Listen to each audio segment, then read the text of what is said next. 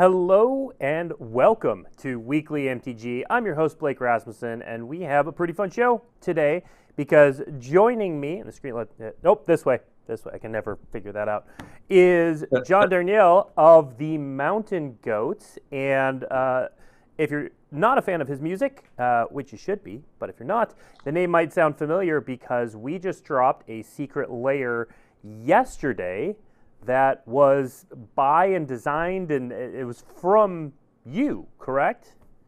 Yes, I wrote the Secret Lair. I can't draw that well, but I was the designer for it. Yeah. Okay. So we're going to talk about your history with Magic and your love of the game and all that sort of stuff. You were literally playing Arena as we were prepping for the stream.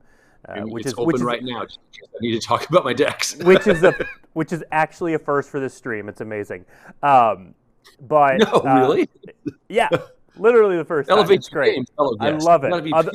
Other guests play Arena. It's cool. But we're going to put the Secret Lair up on the screen bit by bit. And I just want you to walk through, how did this come to be that you put together this Secret Lair, and what did that process look like? So the long version of the story, which is what I'm going to tell because we have a while, is that when I wrote an album called In League with Dragons, which was sort of the relics of a record that was going to be a full high fantasy concept album, and then it morphed into something else, but I kept the track In League with Dragons and liked the sort of theme as a visual and as a sort of a vibe feel. Mm-hmm. And when you are getting ready to announce an album, one of the things that happens is whoever you're working with starts sort of prodding you to say, well, what could we do? You guys know how this is, that when you're going to announce something, there's so many places competing for attention out there that, like, that people want to, like when they announce new shoes or whatever, they'll have a big event and get writers there or whatever. Mm-hmm. Musicians sort of are on the smaller, is like, well, maybe I'll play a surprise show or something. And I said to my manager, well, what if we did something with Wizards of the Coast? Because I was playing tabletop at that point. Right? Yeah. I played with a game designer named Jason Morningstar and some friends. We had a very fine working table until pandemic shut it down. But prior to that, we'd play every week. It wasn't a D&D table, right? Jason it favors more like question asking, collaborative storytelling games. But they ran a campaign for me at one point because I never really played it. And my friend Clinton, who was at the table, he was D&D player from back when. So I had this in my head. They asked me what might be a good idea. I said, well, maybe if we did something in collaboration with Wizards of the Coast. I think actually somebody inside my manager's office went, is there anything we could do with the people who do Dungeons and Dragons? And I went, oh, hey, good idea. That's Wizards of the Coast. We can talk to them. We got on a phone call and worked out this album announce where I played a show in front of the Dragon, right? In the lobby. Remember that, yeah. I played a show on the Twitch, and I was barely even conversant with the Twitch ecosphere at the time. It was like I was kind of not tuned into it. But I did that. It was pretty wild. And then I played another event, and the Avernus event in LA. Mm-hmm. I played a show there. It was really super fun. But when I did the event where I announced the album and played some songs, as I was leaving, right, they said, well, do you play Magic? And this is like such a classic Magic story because people call it like paper crack or whatever. And I said, I've always meant to learn, but I never have. So I said, oh, here. And they gave me like a booster box of Dominaria. Okay. And whatever was, I think, Magic 19, a bunch of this loaded me up with enough cards, right? Yeah. I came home, I called up Clinton. I said, hey, I got a bunch of cards if you want to teach me how to play. And, oh, yeah, no, we can do that. We had lunch every day for like the next year. Like I would just walk up the street and we would play while eating sandwiches, and he would absolutely hand me my hat because I lose and lose and lose and lose until I win, right? And I wouldn't do things like sort of go, oh, I want to play this tribal deck or net deck, or death before net deck is my motto. So I got into it, and I also started drafting, which I'm still catastrophically bad at. If you want to beat me at Magic, I recommend putting together a draft pod. I'll win one game, and I'll be very happy about that one. but it won't be a 2 of 3. It'll just be one of the 3. And so that's what I did. And I became a regular at Friday night. I actually traveled. I was on tour in Philadelphia once, where it turned out there was a Star City Games thing going on in King of Prussia. So I got in a cab and went there and drafted there and met Meddling Mage there, which was really cool. Nice.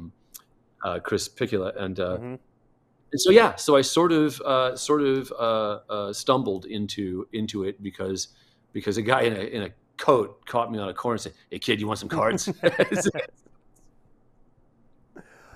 Okay, so you started playing Magic. You've got Arena up. You play a lot now. How did this particular collaboration on the Secret Lair come about? I'm trying to remember. The thing is, when I was active on Twitter, I was tweeting about Magic just constantly, and at some point I tweeted, "I want to play Magic: The Gathering," just as a standalone tweet. It's your pinned tweet, yeah. Well, here's the thing. Somebody replied, "Pin this, you coward." And I went, "Okay." It's hilarious. So I did, it was it was one of those things that happened in the fun days of Twitter, right? Like those are the sorts of things that happened in real time that were this communal sort of subcultural, sub-communal kind of thing. So I'm trying to remember. It was at the beginning of pandemic that somebody from Wizards wrote or called and said, we had this idea to do a Secret Lair with you around mountains, because mountain goats. And this is like the same as, it's like the reverse of what I'm talking about, where I bet the team was sitting around going, well, who should we tap? Who should we reach out to? Who'd be a fun person to work with? And then when you name people, other people go, well, how are they connected? What would their thing look like? And then somebody went, well, mountains. How about mountains, right? Yeah. So we had a call, and then I was off to the races, and that's when it got really interesting, because I certainly didn't have any idea how a card comes into being, right? There is no author credit on a card usually, right? There's just an artist name. I know from having been at the building, having watched people working on cards that don't have names yet, right? That the cards don't have to. They have mechanics before they're named, right? So I knew there was more process, but learning how exactly that works was super exciting and interesting and challenging, because I'm normally in the business of telling stories where I dictate the terms of them, and you find your way in based just on the words. And this was making something visual happen. I'm not really that visual a guy, as people will know when they see my card. So your approach to do this, and then what was your involvement? Was you, because the cards have lyrics, there's art. What did you do to design the cards? So the way it worked is there they are. So first thing they wanted was descriptions of the cards, and we also had to talk about artists. I had to throw a bunch of artist names out and see who we could get, and I wanted to get as many super back in the day guys as I could, because land is the single most basic thing in Magic, right? It's you can play a deck with no creatures, and you can play a deck with no almost anything. But I don't know that there are any decks you can put together without land, although I stand ready to be corrected on that. I know there's a couple. Oh, there are ways. There are ways. But I don't think you could do like 4 Tormod's Crypt and something that copies that. I don't know how much good that does. But for the most part, right, there's plenty of decks out there, especially in Historic, that a minimum of creatures have other things that generate creatures, other things that fling damage. But you need land to pay for them, right? And it's also one of the most novel mechanics of the set, right? I don't know if there was any idea like this prior to Garfield pitching it, right? I don't. It's a cool idea, paying for the things you want to do with cards, right? So I was really happy about that. So we selected artists, and then I had to write descriptions of what I wanted to see, right? Now that's kind of perfect for me, because I actually am writing before I see something. Right? I have words before I have images, usually, most of the time, right? I start to write something and it'll have an adjective or whatever, and eventually something will come into being. But we knew also, they asked me what I would want to do with it. And I said, well, again, I wanted to do something that kind of harks back to earlier in the game, the parts of the games that I missed. And because I wasn't playing in those days. And I said, what if we set it on Lorwyn, right? And that's a plane that nobody had been to in a long time. It's a very verdant, I don't want to say Renaissance-y because but it's got a sort of very 70s fantasy feel to it, right? Epic fantasy kind of, but epic minus the big heroes, right? In Lorwyn, there's mainly just elves and giants. It's kind of populated by creatures who have fewer names. I guess Nissa is from Lorwyn, right? But it's not the place of legendary creatures. It's the place of bunches of little creatures, and so or giant creatures. But also, it's a place of extinct things, right? A place where giants were and aren't, right? And it's a place that's going to get destroyed, and I really like that, right? And so that's kind of right in my zone. That it's a place you're already preemptively mourning, and so which is exactly my speed. And so I started writing descriptions of what I wanted to see. I started looking into what kind of creatures might be on there, like the Flamekin, right?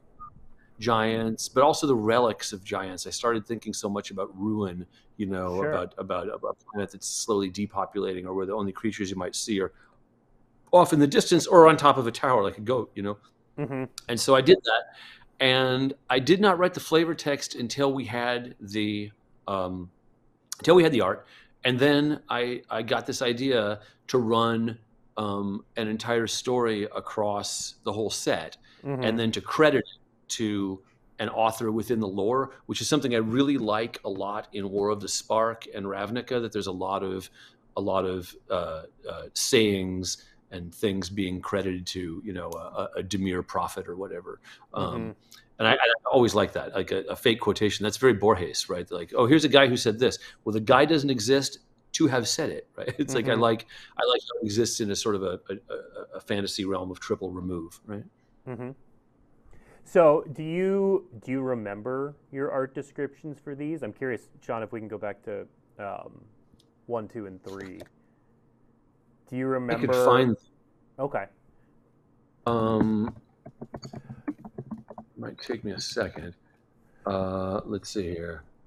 Yeah, because I know one of the most popular things that we've done on our website in the past is just posting what was the art description and then what did it end up as. So I know fans do love seeing that. So I'm curious.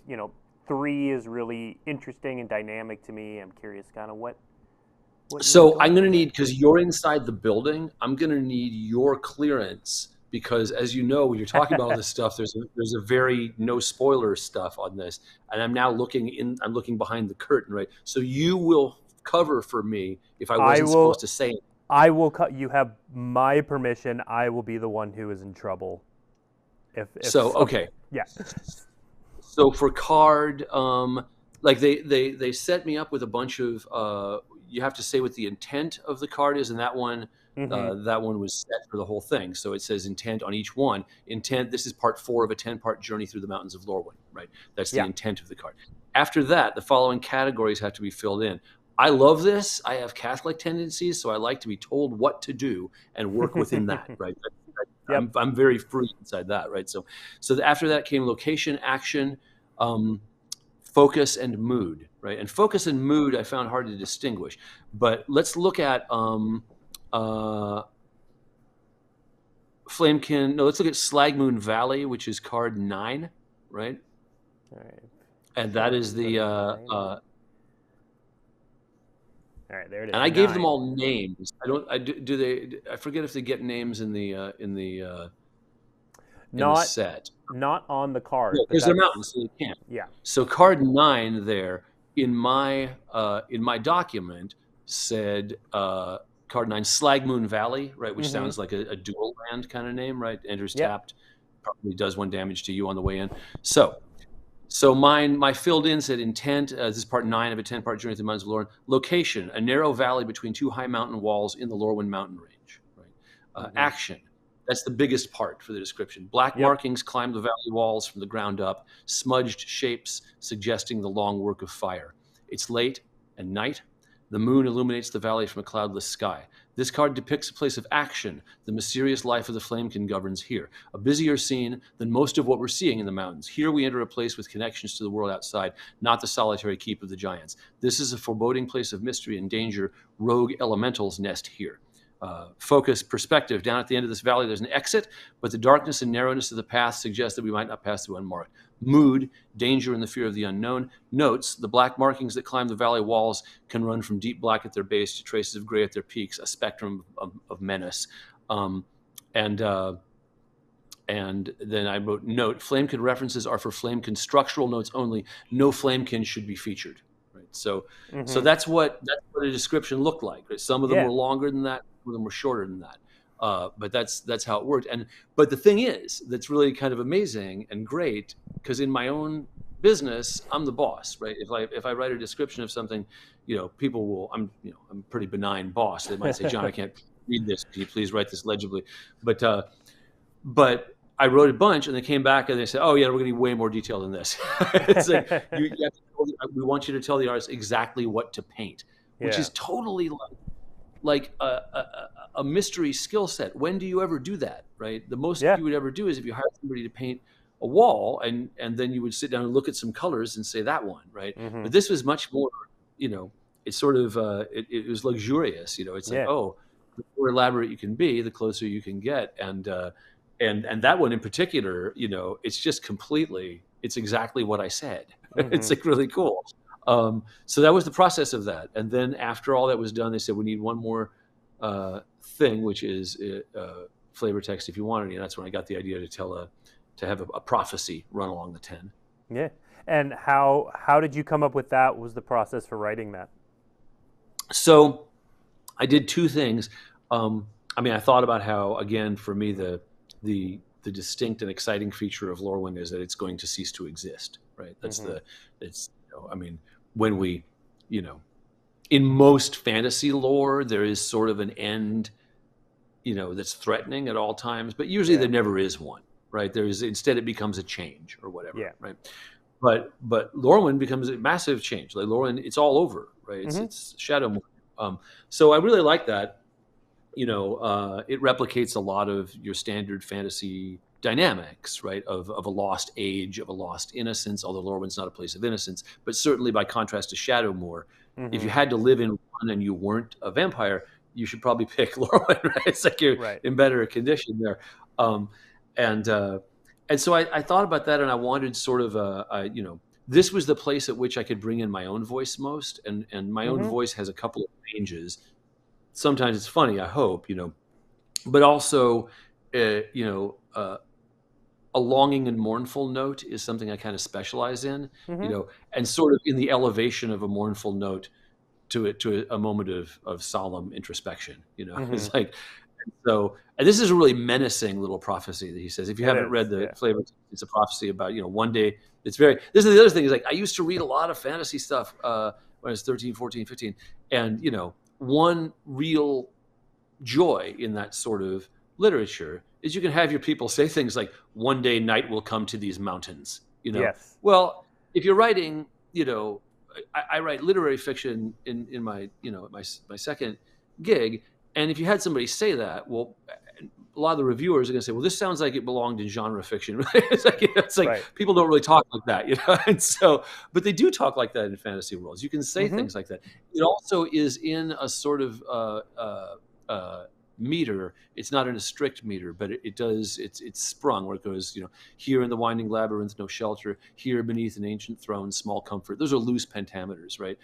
So I wanted something that read like an old poem. Like with rhythms, into the dust of the road, the dusk must burrow. Well, there's a nice alliteration going on there with dust and dusk, right? Crag to creekside and past all points beyond. I was trying to do something like Tolkien would have liked and do a little Anglo-Saxon kind of alliteration. I don't know if you know this about Saxon poetry, but it didn't rhyme, but it did alliterate, right? It went what, way, Gardania, in your day, right? I can't pronounce it well, but that was how it had a rhythm because it wasn't written down and people had to remember it. So in order to pass it along, so you'd say things like, into the dust of the road, the dusk must burrow.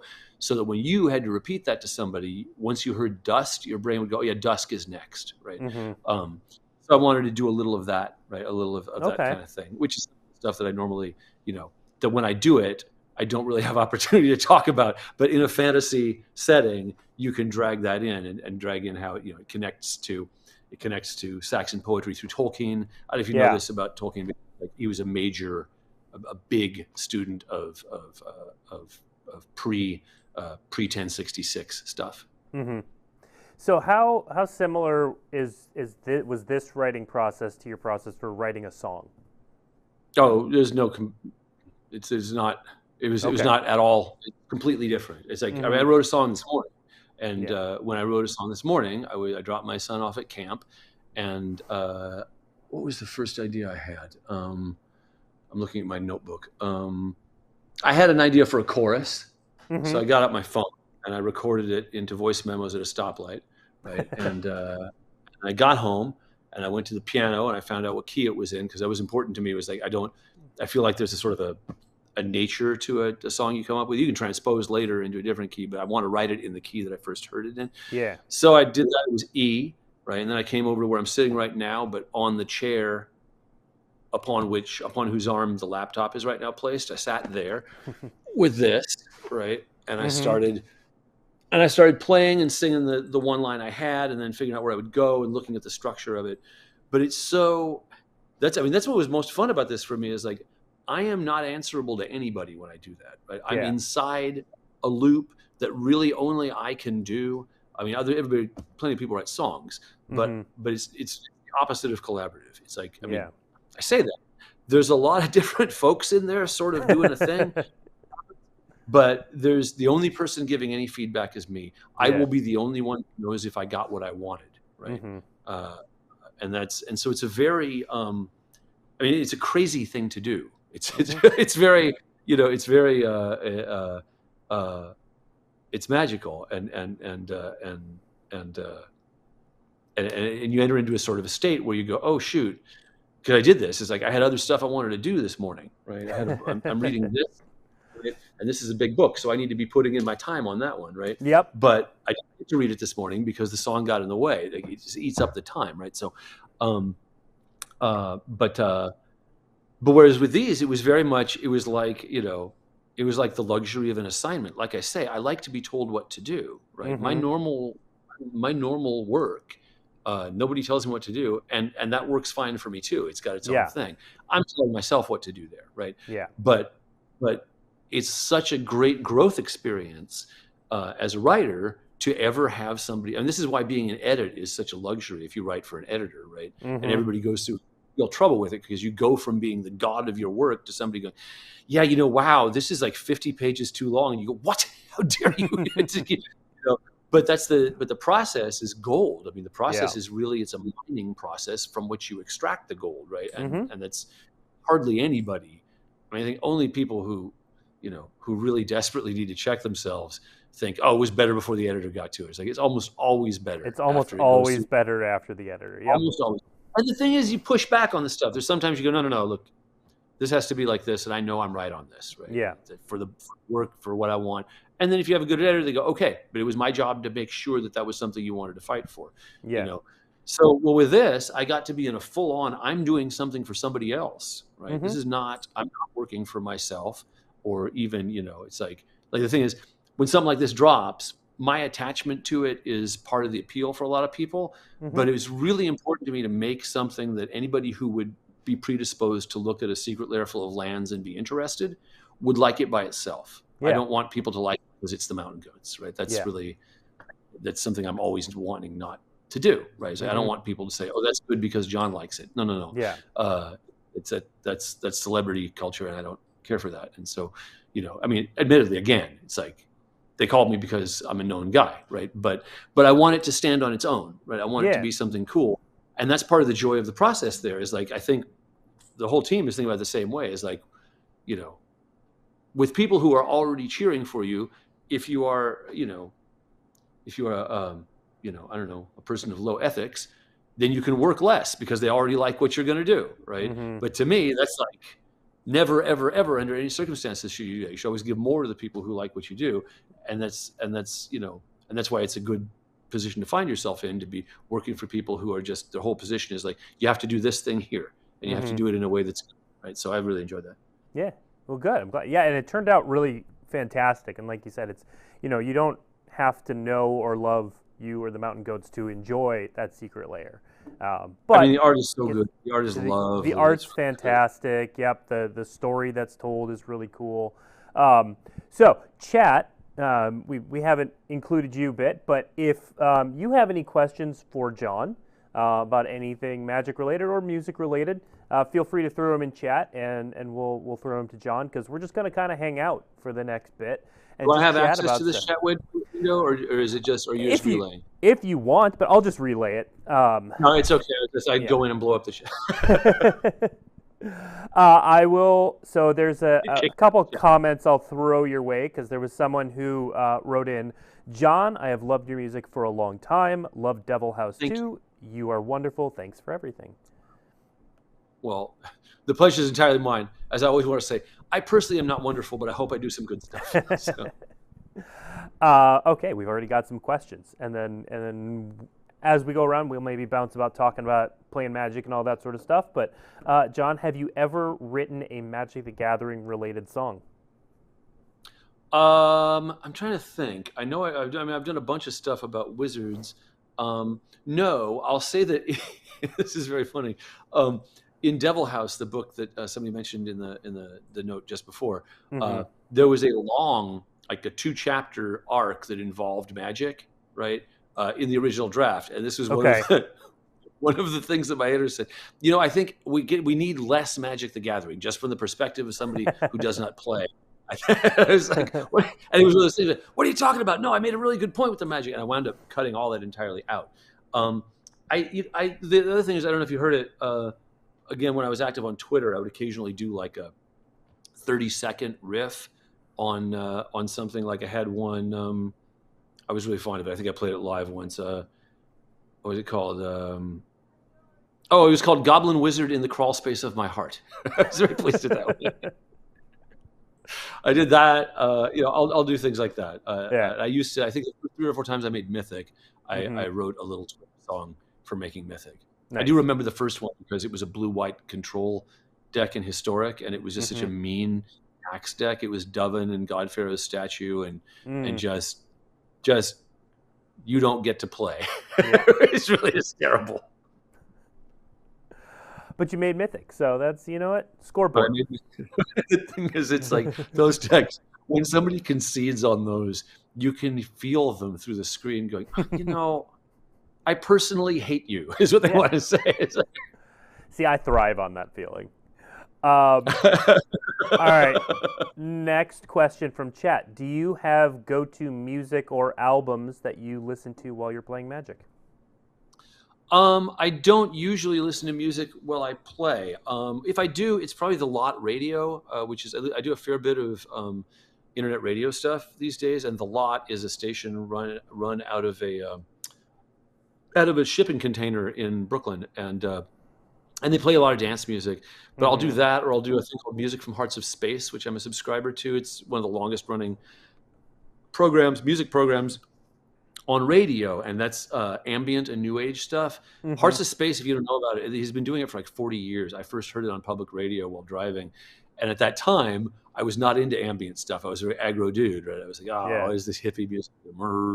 But the guy's been doing it forever, and he's got like encyclopedic taste in ambient music, and there's so many different flavors of ambient. And I listen to Hearts of Space a fair bit, actually, if I'm playing in the bedroom. Otherwise, if I'm playing on tour, I'm just on the laptop, and I'm probably in a hotel room listening to the sounds of the Magic splashing. So. Here's a very specific question. One time, you were in Boise, Idaho for a reading, and one of the cabin employees gave you some Commander Masters packs from someone in the crowd. Did you pull anything cool that you remember? So because they were EDH packs, I did not crack them because I am not. I'm not against Commander, but I don't play it. I'm not because that involves having more than one friend, which I don't believe in. So, but I really don't hang out. I'm pretty solitary. So I hung on to them because eventually I will probably play Commander with somebody, and then I will have some packs. But I did not. When I get stuff I might put into a deck I'll play, then I'll often crack them. But the EDH packs are safe with my stash downstairs. All right. Thank you for the packs. It really, it's I appreciate it. But the thing is, it's funny, especially when before pandemic, when I was drafting every week, it was really great if because nobody on my bus is interested, and so when somebody leaves me a pack, then I have some magic thought to do, and it's nice. Mm-hmm. Nice. What is your favorite Magic color pairing? Color pairing is probably. We were talking before we went live. I'm in mono blue and mono black right now, but either blue black because of the surveil deck you could put together in historic now. It used to be in standard, but the one with disinformation campaign and Dimir Spybug and all those guys. Yeah, surveil decks were fun for me, so I like that a lot. But I hate the Dimir rogues. I'm against them on principle. I'm not against mill. But I'm against mill that also hits you in the face. So that's fair. I'm against how dominant those guys were for months. So, but otherwise, I really I like sacrifice decks. So red black. I mean, I like Forgotten Gods. Priest of Forgotten Gods is probably my favorite card. Okay, that is just so ruthless. So, and that in a black red deck is pretty. You can get a lot of stuff going. Oh yeah. Oh, and also the other thing I was going to say, my favorite color combo being black red. It's because the first time I figured out a trick by myself, because I wasn't reading strategy as I wanted to learn from playing, right? So it was in draft during Ravnica somewhere, and I was still fairly new at drafting when I noticed, and I noticed it with cards that I had pulled during the draft, right? And nobody told me how to do this. I was really incredibly proud of myself. And I went, oh, so if I take this active treason and I take your creature, right, then I can swing with it and you can block it and kill it, and then it's out of my way. Or if you don't block it, I can do damage, and then I can sacrifice it with Severed Strands, which I think gives me a card, right? I forget if it does, or no, that kills another creature, right? Then doesn't Severed Strands? It gains you life and I think draws cards. Severed Strands, which was the let's see, additional cost to the spell, sacrifice a creature. You gain life and destroy target creature an opponent controls, right? So you gain life equal to the sacrifice creature's toughness, which is a creature I took from you, right? I don't even deserve that life, right? but I gain that. Then I'm sacrificing your guys, and I kill one of your guys. I figured that out on the fly while playing in draft, and it was seriously like I had invented the wheel. I was like, people know about this? That is one of the coolest things, like when you start playing Magic, and even later on, when you just figure something out that no one showed you, no one told you, you didn't see before, and you're just like, oh, this and this do this. That is definitely one of the coolest moments early on, for sure. Yeah, no, I think it's rarer now because the meta gets cracked so early and everything. But when you have the luxury of figuring that out, I mean, it's why if people can get old cards or whatever, you draft with cards you haven't played and you have to figure out how to make infect work or something like that. It is glorious to that single moment of going, I'm going to take your creature, wait, and then I'm going to throw it in the trash. It's really enjoyed that so much. All right, next question. Would John ever consider writing something longer for Magic lore? There are a lot of planes that I think could fit his sensibilities. Sure. I mean, I can imagine it. It's hard to, people who know my stuff know that I keep my plate pretty full and I like it that way. So I'm always writing stuff. So it's not something I could churn out.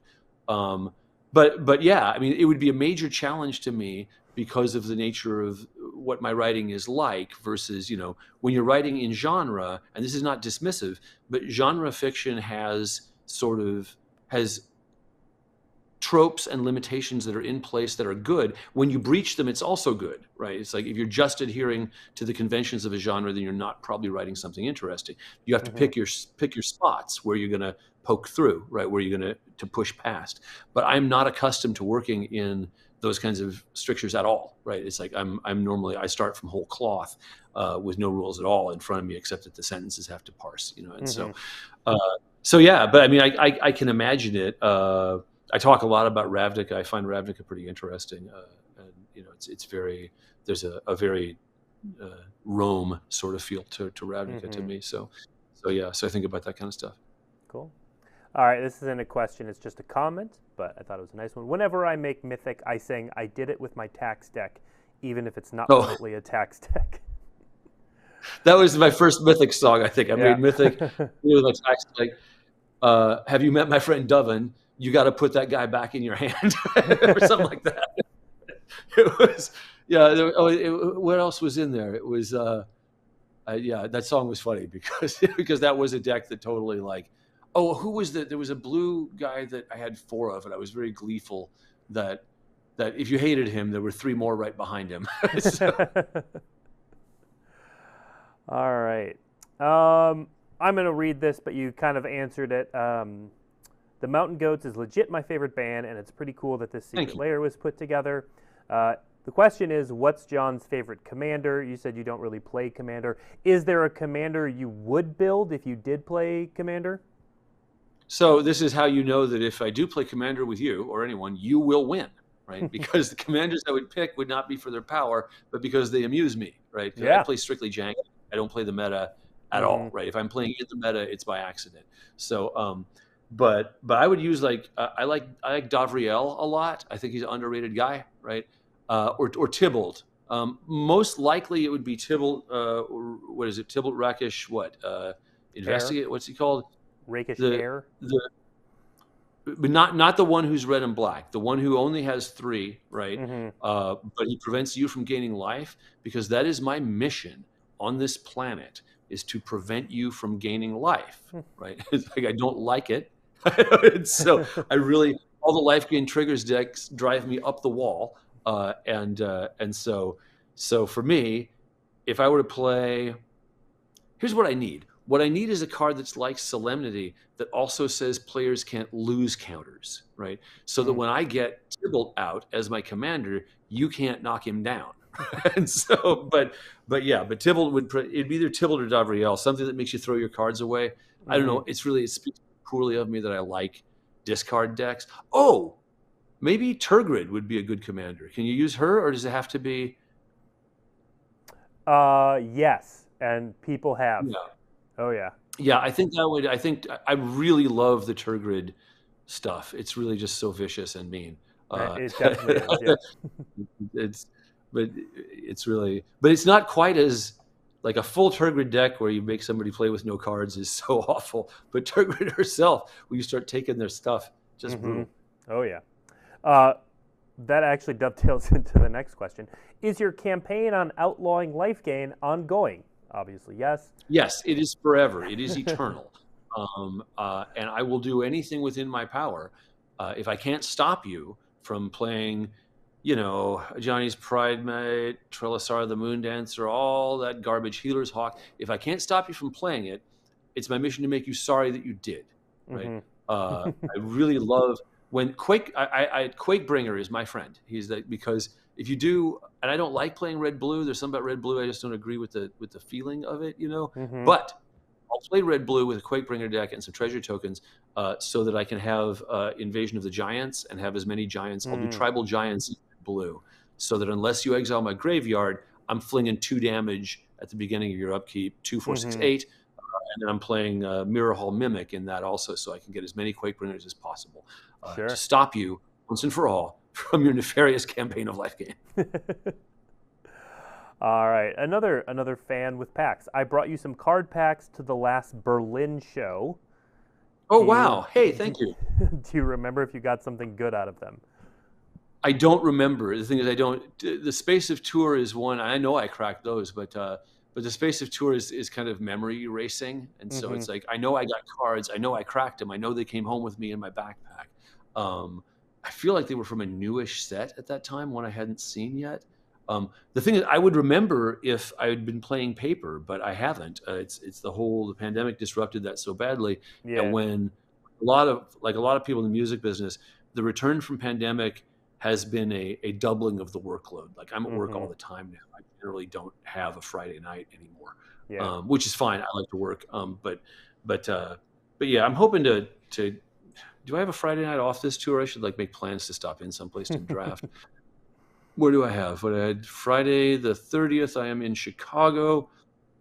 Friday the 7th, I am in Eau Claire, Wisconsin, and the following Friday I'm home. So no, I will not be making any Friday night drafts. So where are my nights off? Night off after the Ryman in Nashville. I'm off on the 12th. So maybe, the bus will, I don't know where we land. We probably land in Tulsa, which, you know what Tulsa's nickname is? I don't. Magic City. Oh, there you go. There you go. So yeah. Any chance we will see the Mountain Goats at a Magic Con?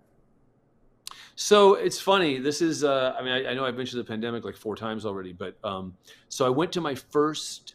Well, no, I went to my first one by accident. I think I mentioned I had a day off in Philadelphia, and there was nothing going on, and I saw somewhere that that Star City Games was doing an event in King of Prussia, so I got in a lift and I went there and I drafted, and I got absolutely just destroyed. And I met Chris Picula, and he destroyed me with the deck he had, and he said, "Well, let's trade decks." I was, cool. So I handed him mine, he handed me his, and then he destroyed me with my deck.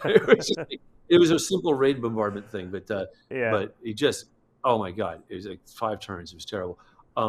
So I enjoyed that, and then I went to another SCG thing in Knoxville, Tennessee, one of the finer cities in the U.S. I flew there in January of 2020 because I was gonna have a very busy year, so I wanted to get to a Magic thing before my year got too busy. And I went there and I had fun. It was early Eldraine. I pulled a Garrick, which was great. Nice.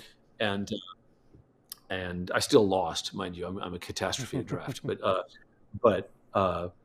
yeah. So I came home and said, "Well, that was fun. I should look at these other people are saying go to Magic Fest or whatever." And I looked at the calendar. There was only one I could see I could go to, but then something happened in like February or March of 2020 that stopped all the other stuff from happening. I can't really remember what it was. We've all blocked that out. Yeah. But yeah, so I was starting to go to them when March 2020 happened, and I haven't had a chance since. I'm hoping to at some point. All right. Well, yeah, let us know if you want to come to one. I'm sure we can make that happen. Oh, I will. I actually, we should get up on the calendar because I have to plan stuff like 9, 10, 11 months ahead of time.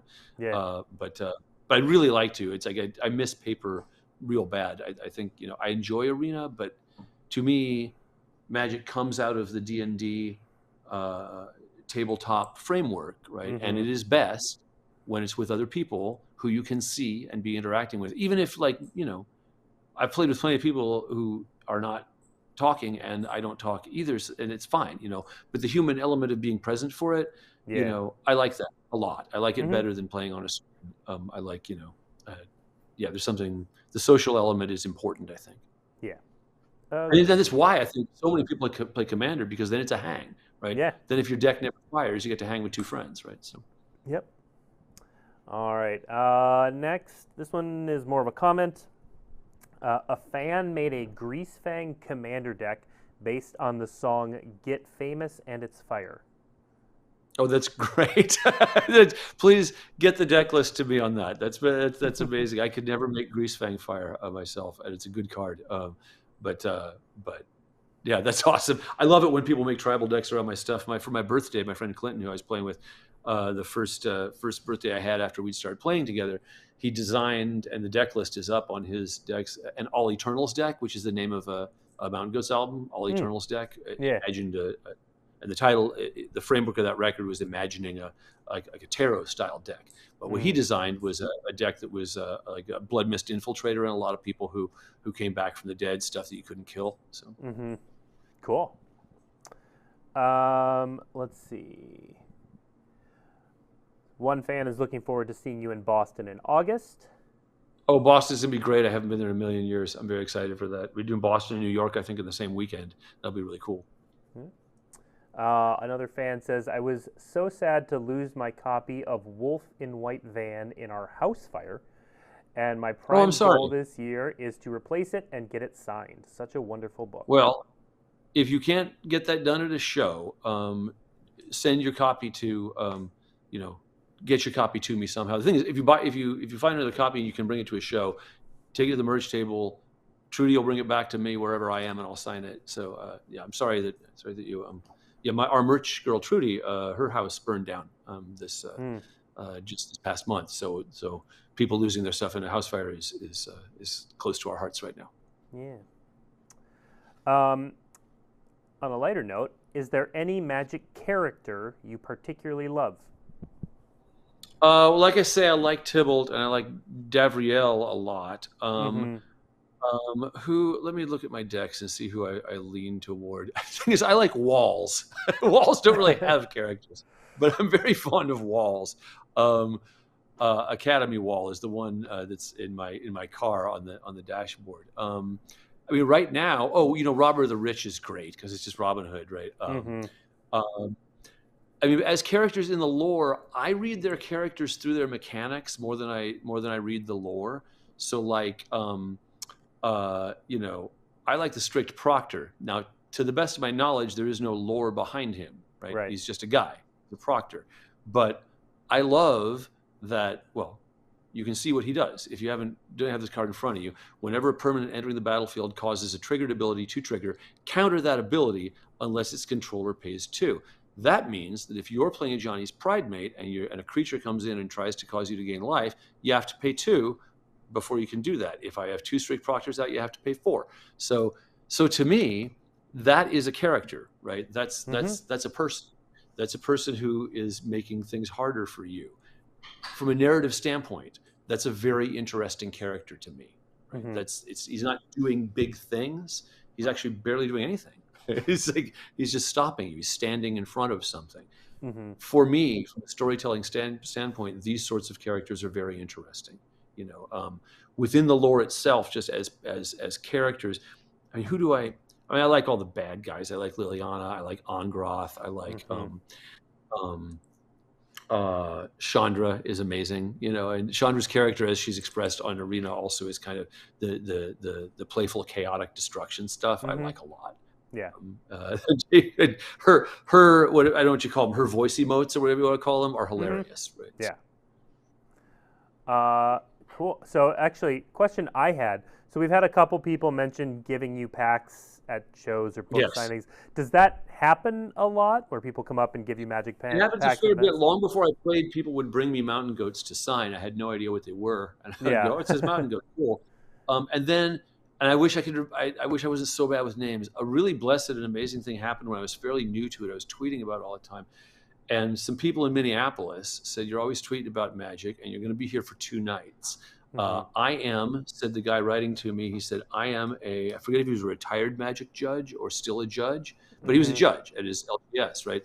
He said, "You're going to be on tour when the new cards come out. Would you like me to put together a draft?" Right?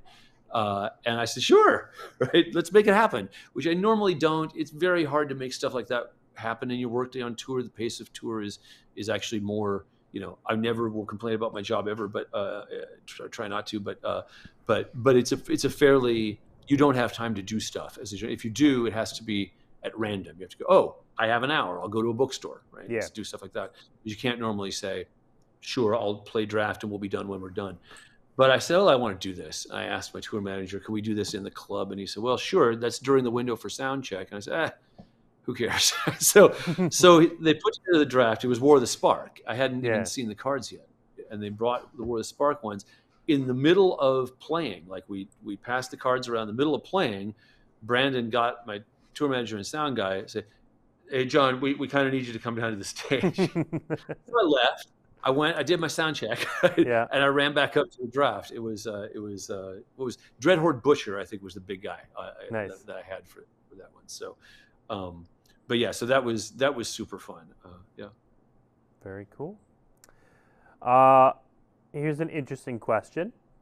Wondering if you could assign a character from Magic's history to your bandmates, and who might they be?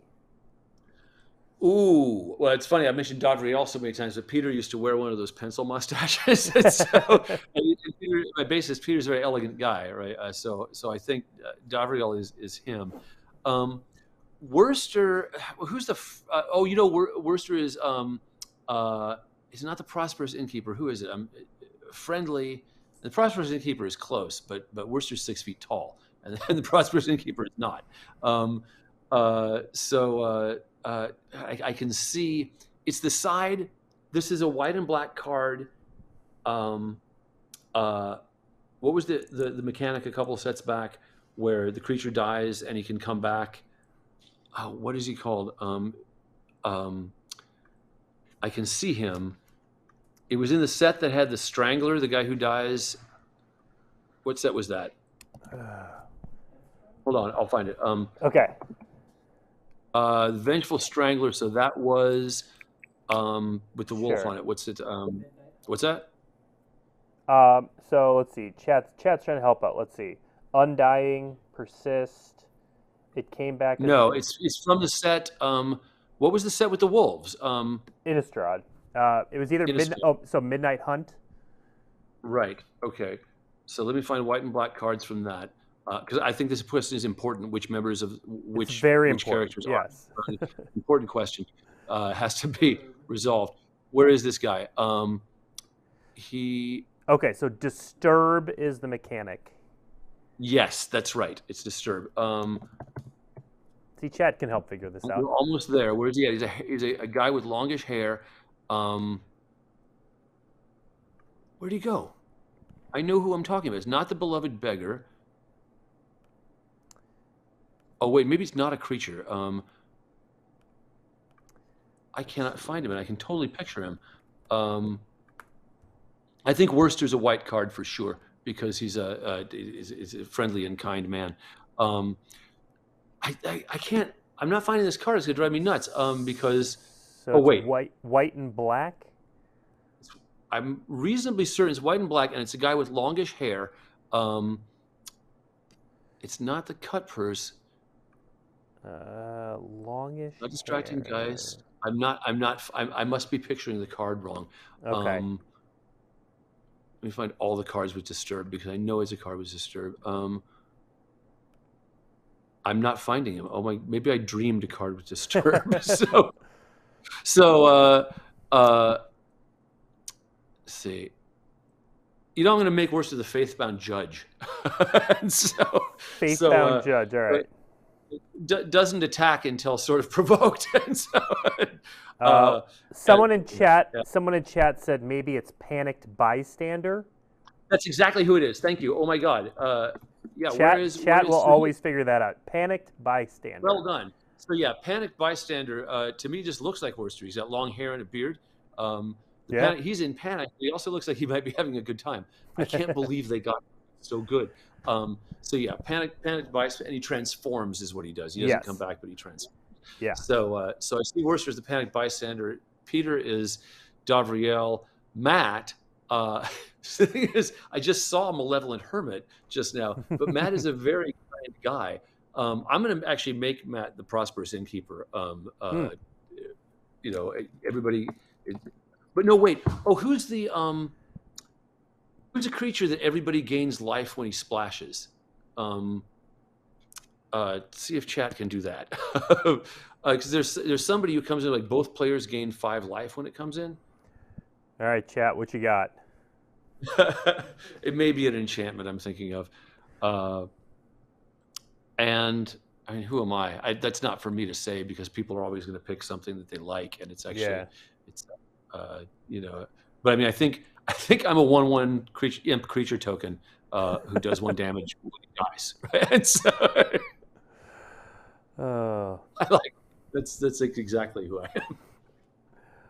All right. Next question. Oh, we're almost out of time. It's 10:53.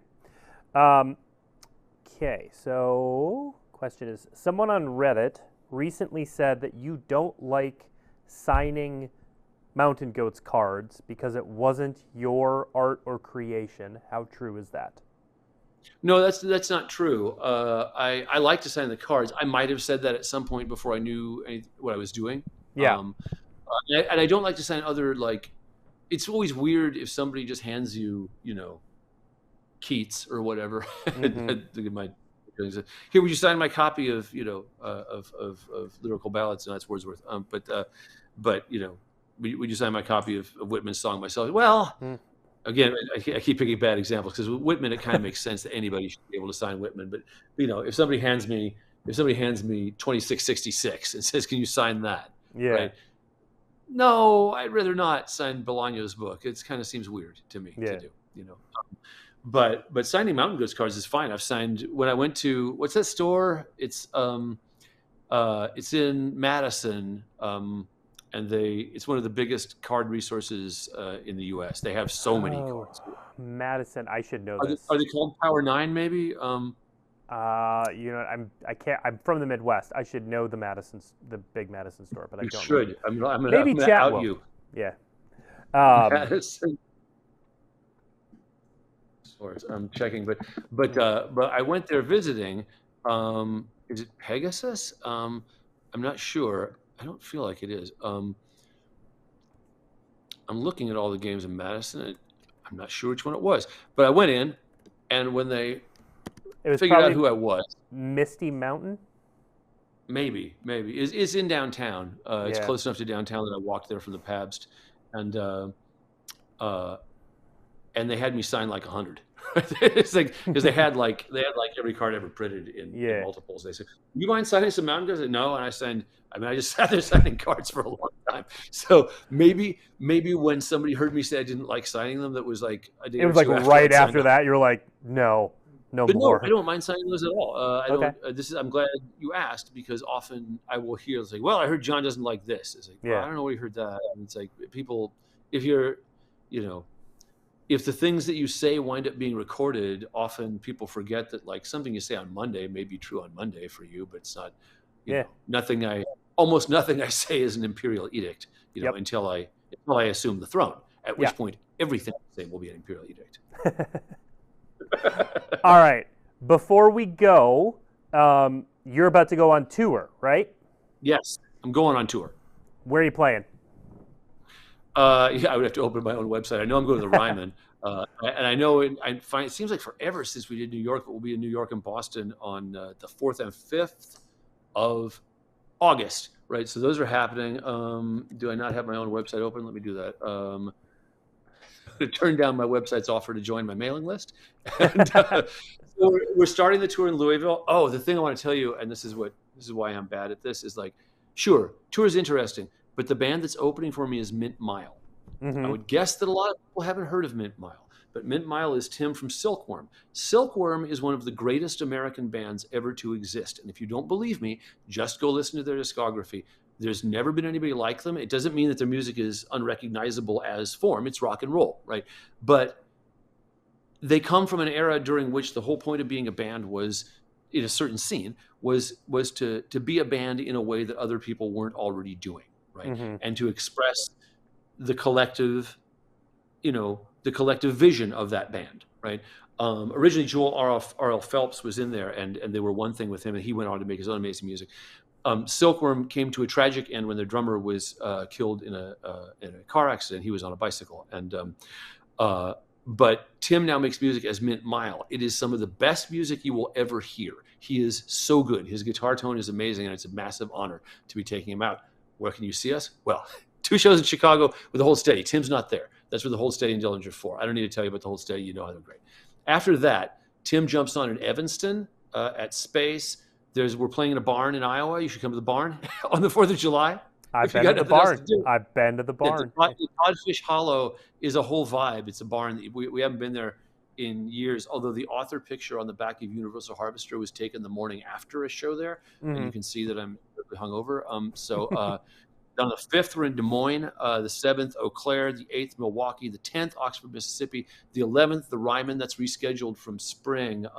I got COVID mid-tour, and I had to reschedule that. So, and then Tulsa, 2 days later, also rescheduled from spring, and then Lawrence, Kansas. Kind of can't wait to go back to Lawrence. They have one of my favorite bookstores in the U.S., the Dusty Bookshelf. And then I'll be home for a few weeks before we go to New York and Boston. So that's what's up. But seriously, if you take nothing else from this, I mean, obviously, I'm here to talk about the Secret Lair, but also Mint Mile. It's a huge honor that I'm going to be hearing that music every night. He's so amazing. It's really, he's one of the greatest things. I mean, I think if you work in any creative sphere, one of the big privilege is you get to be around other people who you really look up to and admire. And that's one of the real joys for me, is to be able to take people like that out and go, here, check this out. This guy's better than me by a mile. So. Awesome. Well, we are out of time. Thank you, John, so much for hanging out I'm with not us for done. the past hour. No, Okay. All right then. I need to tell you more about blue cards. Cyclone Summoner. You need to reprint Cyclone Summoner and keep Okay. it, like, make him eternal. So I can always do the thing. Because my older son happened to come in when I was right about to play a Cyclone Summoner, and there was a giant board state going on, and he laughed so hard when everything went back to people's heads. He just thought it was the best thing ever. That card is great. I love that card as well. Yeah, you were talking about your love of giants. Yeah. Thank you again so much. I'll pass on the Cyclone Summoner feedback to our team that works on reprints. The sole card that is printed in every set. It's a great idea. Every set, no matter. Thank you, chat, for hanging out, asking some great questions. And we are off next week because it's the 4th of July. And then the week after that, Weekly MTG will be back with the Commander Masters debut. So we're going to preview a ton of cards and talk about Commander Masters in 2 weeks. So thanks, everyone, for tuning in, and we'll see you in 2 weeks. Cool. Oh, I pulled the One Ring this morning. I'm kidding.